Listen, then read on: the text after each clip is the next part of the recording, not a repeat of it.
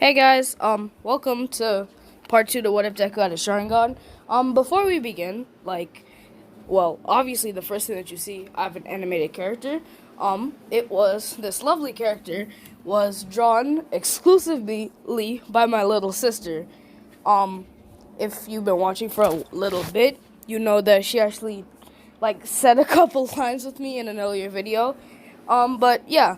She drew this character for me, and I really appreciate it. And I wanted to show it in the video. And actually, this is going to be the first video with this drawn character. So I just wanted to kind of give you guys a little backstory on it, so it didn't just come right out of left field.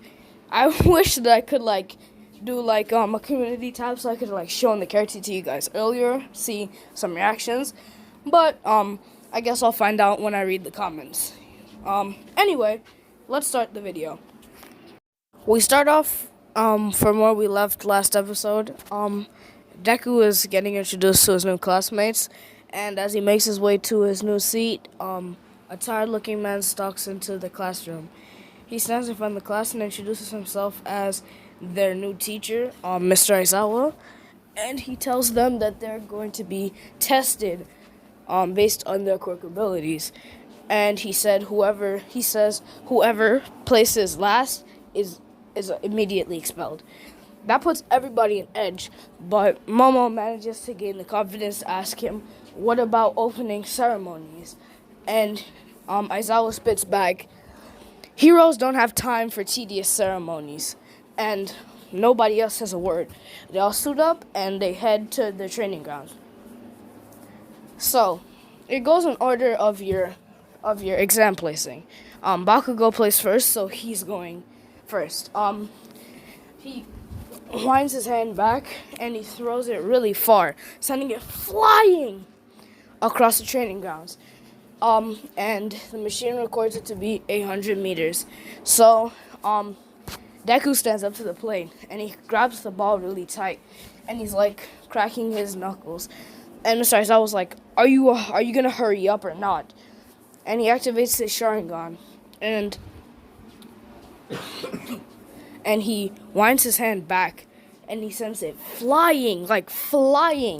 But the thing is, that's more amazing because of the fact that not only did it go far, it went 600 meters, but it seemed that he had mimicked Bakugo's quirk slightly. And Bakugo was pissed. He was like, what the hell, Deku? What are you doing? And Deku just looked at him, you see, he didn't know how to respond to that question, and Bakugo's getting more angry, and he's like, so you can just steal quirks now? How many quirks do you have, Deku? And Izuku's like, no, I only have one quirk, but it's a new ability that I picked up. I can mimic emitter quirks. I can, mimic certain quirks, but I can't mimic transmutation and transformation quirks. And Bakugo's pissed, but at least he has his answer. So he stands back, and he just stands in his place.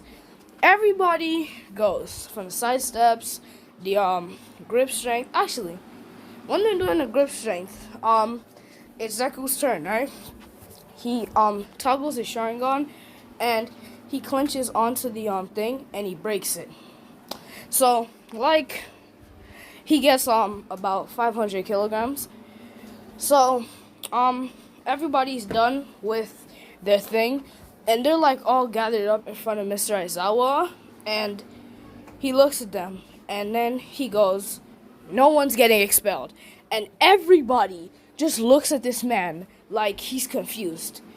I don't want to have Aizawa expel anybody because it would make his character look bad.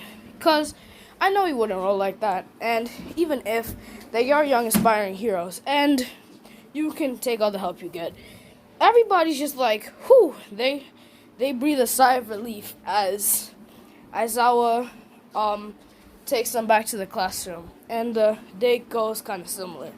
So, after at the end of school, Izuku and Ida walk to the train station, only to be heard by Ochako yelling, "Hey, wait up!" And she asked them, "Are you guys going to the train station?" And they're like, "Yeah." And so she speeds up to match their pace. And they just kind of talk about their school day and how stuff happened. Personally, Deku is a bit like in his own head, so to speak, as he is freaking out a little bit.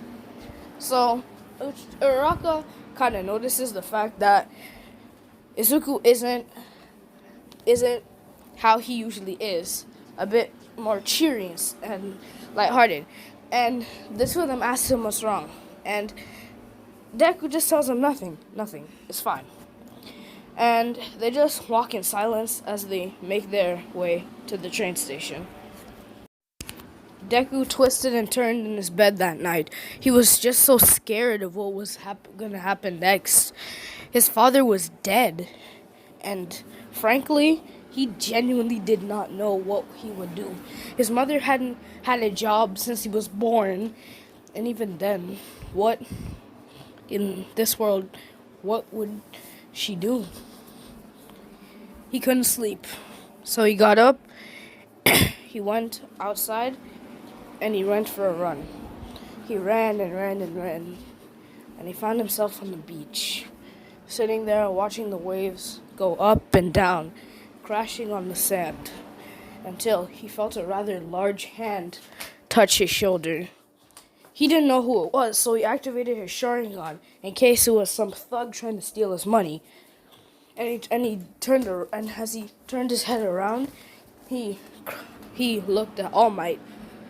All Might was in his hero form, and as he sat next to Deku, he asked him, "Are you okay, kid?" And Deku looked at him, and he was like, "No, I'm not, All Might. I'm not." And then All Might asked him to tell him all about it. So Deku proceeds to tell All Might all about his father's death and just the pain that it had caused him. And he just didn't know what to do. And he was stuck. So All Might looked at him and he was like, "Don't worry, Midoriya. You'll find a way out eventually." So the next day, the next day, he gets up and he just has a pit in his stomach. He feels horrible and he doesn't know why. He walks down the street gloomy and depressed after school, just trying to see if he could find a part-time job to maybe keep his family afloat.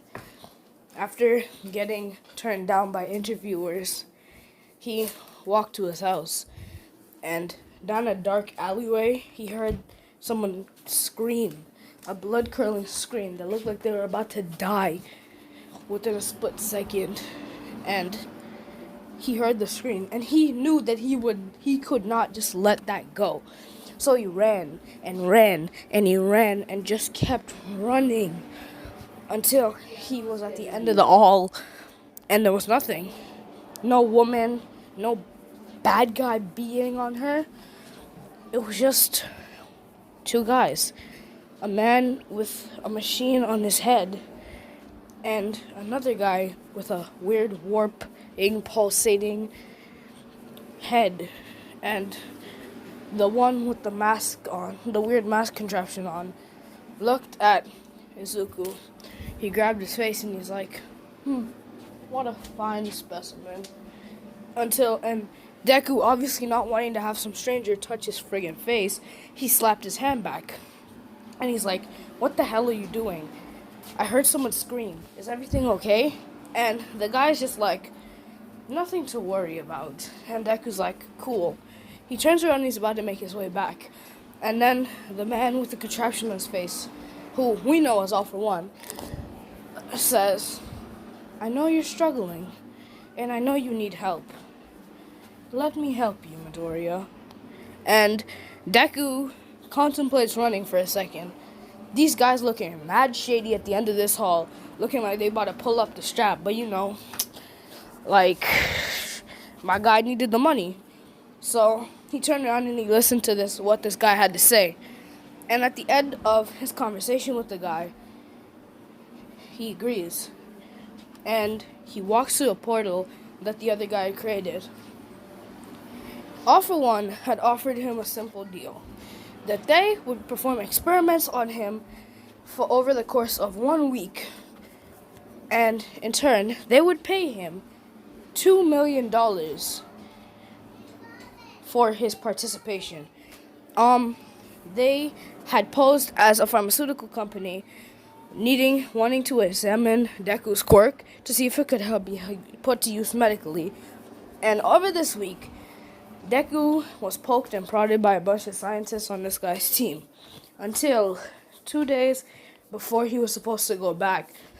He came in for his daily assessment, and he just sat on the table, and the doctor wasn't coming in, so he just laid back and kind of figured, I'll take a quick nap when the unexpected happened.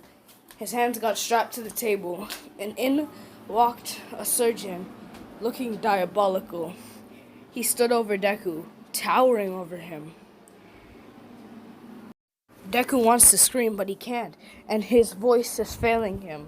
The man grabs his mouth, and he puts his finger to his mouth and says, "Shh." And he feels something being pricked into his veins as his eyes roll back into his head. And all he remembers is waking up on the street, only in his boxers. And he's confused. Why would they do that to me? What? All these questions swirl around his head.